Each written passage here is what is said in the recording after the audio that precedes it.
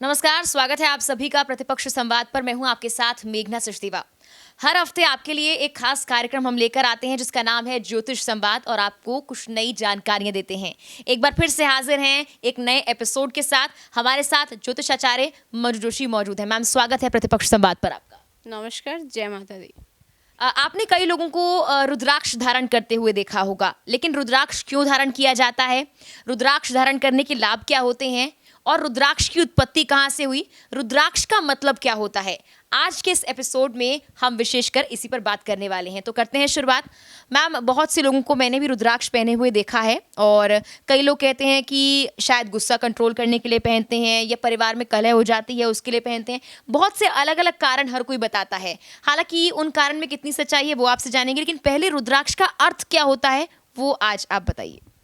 जी, बिल्कुल। हम आज रुद्राक्ष के बारे में कई लोगों का यहाँ पर प्रश्न होता है कि हम धारण करें, कैसे करें, यार कितने मुखी रुद्राक्ष हमें धारण करना चाहिए या इसके लाभ क्या होते हैं। तो हम अपने एपिसोड के माध्यम से आप सभी को रुद्राक्ष के बारे में छोटी छोटी जानकारी देने का एक छोटा सा प्रयास कर रहे हैं। जैसे कि आपने पूछा रुद्राक्ष का अर्थ क्या है। रुद्राक्ष का अर्थ हुआ रुद्र, यानी रुद्र शिव का रूप। अक्ष का मतलब आंसुओं से या फिर रक्त से होता है। देवी सती के वियोग में जब देवी सती को भगवान शंकर अपनी भुजाओं में उठाकर घूम रहे थे तो उनकी नेत्रों से जो अश्रु बह रहे थे उसी से रुद्राक्ष की उत्पत्ति हुई।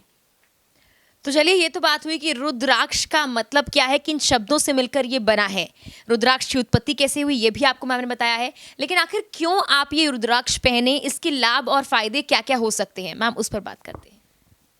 बिल्कुल, रुद्राक्ष धारण करने से आपके सभी कष्टों का नाश होता है, ऐसा कहा जाता है। ग्रह नक्षत्र आपके अगर खराब चल रहे हैं उससे आपको शांति मिलती है, महालक्ष्मी प्रसन्न होती हैं।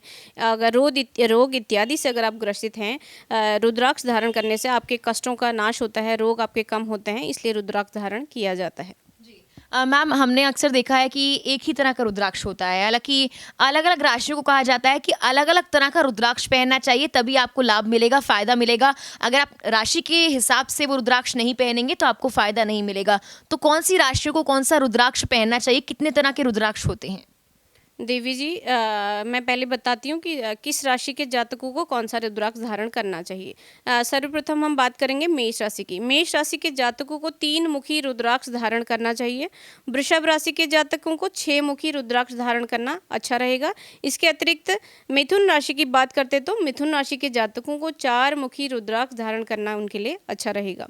कर्क राशि के जातकों को 2 मुखी रुद्राक्ष पहनना चाहिए। सिंह राशि के जातकों को रुद्राक्ष में अनमोल 12 मुखी रुद्राक्ष धारण करना शुभ माना गया है। कन्या राशि की बात करते हैं तो 4 मुखी रुद्राक्ष कन्या राशि के जातकों को धारण करना चाहिए। तुला राशि के जातकों को 6 मुखी रुद्राक्ष धारण करना चाहिए। वृश्चिक राशि के जातकों को 3 मुखी रुद्राक्ष धारण करना चाहिए। धनु राशि के जातकों को पंचमुखी रुद्राक्ष धारण करना चाहिए। मकर राशि के जातकों के लिए 7 मुखी रुद्राक्ष शुभ माना गया है। इसके अतिरिक्त कुंभ राशि के जातकों को भी कह सकते हैं कि 7 मुखी, क्योंकि उनके स्वामी शनि हैं तो मकर और कुंभ राशि को 7 मुखी रुद्राक्ष धारण करना शुभ माना गया है। मीन राशि के जातकों के लिए पंचमुखी रुद्राक्ष अति शुभ रहता है। तो इस बात का आप खास ख्याल रखें कि अपनी राशि के अनुसार आपको जो है रुद्राक्ष धारण करना है। अगर आप चाहते हैं कि आपको उसके फायदे मिले तो अपनी राशि का रुद्राक्ष ही आप लीजिए। हालांकि रुद्राक्ष कहाँ पर धारण नहीं करना चाहिए ये भी एक बहुत बड़ा सवाल है, क्योंकि अगर आप चाहते हैं कि आपको जो परिणाम है जैसा आप चाहते हैं वैसा ही मिले तो कहाँ पर रुद्राक्ष नहीं धारण करना चाहिए, उस सवाल का जवाब भी आज हम मैम से लेते हैं। मैम जी बिल्कुल। कई लोग क्या करते हैं कि अगर एक बार रुद्राक्ष धारण कर लिया तो हमेशा ही उसको धारण कर लेते हैं, जबकि ऐसा नहीं करना चाहिए। कई जगह ऐसी हैं जहाँ पर रुद्राक्ष धारण करना शुभ नहीं माना जाता, जैसे कि शमशान घाट पर रुद्राक्ष धारण नहीं करना चाहिए। इसके अलावा आपने जहाँ पर एक छोटा बच्चा पैदा होता है वहाँ पर भी आप रुद्राक्ष धारण न करें जब तक उसका नामकरण संस्कार ना हो जाए। ऐसी जगहों पर रुद्राक्ष धारण नहीं करना चाहिए। इसके अतिरिक्त जब आप सो रहे होते हैं शयन काल में आपको रुद्राक्ष धारण नहीं करना चाहिए। तो ये तो बात हुई कि कहाँ पर आपको रुद्राक्ष धारण नहीं करना चाहिए, लेकिन रुद्राक्ष धारण करने के बाद क्या चीजें आपको नहीं खाना चाहिए ये भी आज आपको हम बताते हैं। मैम, जो जातक मांसाहारी होते हैं और कई लोग ऐसे होते हैं कि पीने खाने में बिलीव करते हैं, तो ऐसे जातकों को रुद्राक्ष धारण नहीं करना चाहिए।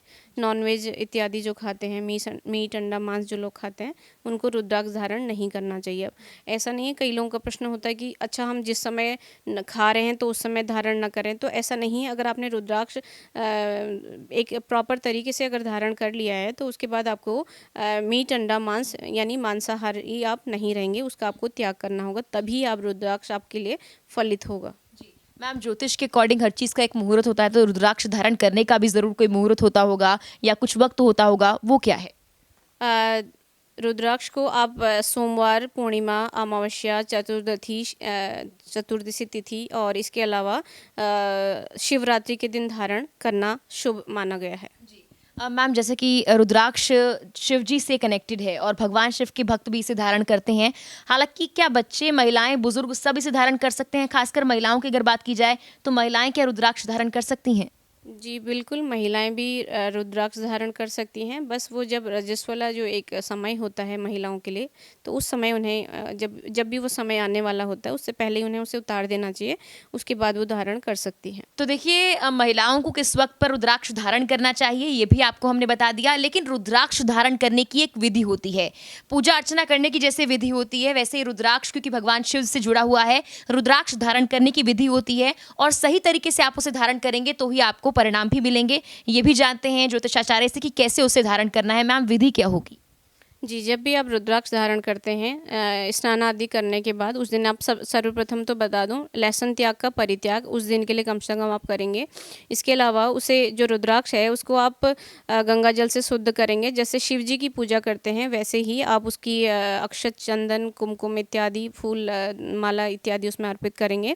इसके अतिरिक्त आप उसको 1100 ओम नमः शिवाय का जप करेंगे और 108 यानी अष्टोदर हवन आप करेंगे। उसके बाद ही आप रुद्राक्ष धारण करेंगे।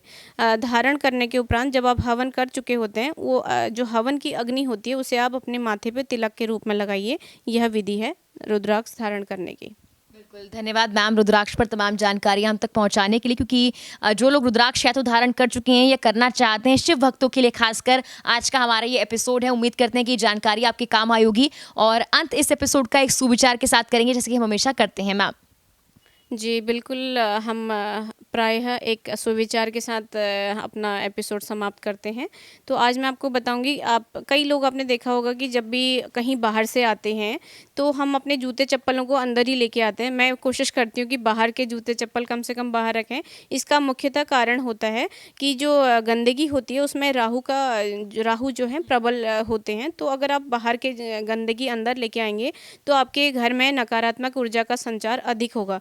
इसलिए प्रयास करें कि जूते चप्पल जो बाहर के होते हैं उन्हें घर के बाहर ही एक जगह पर आप रख दीजिए, वो आपके लिए अच्छा रहेगा। बिल्कुल, तो उम्मीद करते हैं इस सुविचार या संदेश कहें, इस पर आप अमल भी करेंगे, क्योंकि इससे आपको आपके जीवन में अच्छे परिणाम भी मिलेंगे। इसी के साथ हमारे इस एपिसोड में इतना ही। आपको एपिसोड कैसा लगा कमेंट कर हमें ज़रूर बताएं। फिलहाल के लिए इतना ही। आप देखते रहिए प्रतिपक्ष संवाद। नमस्कार।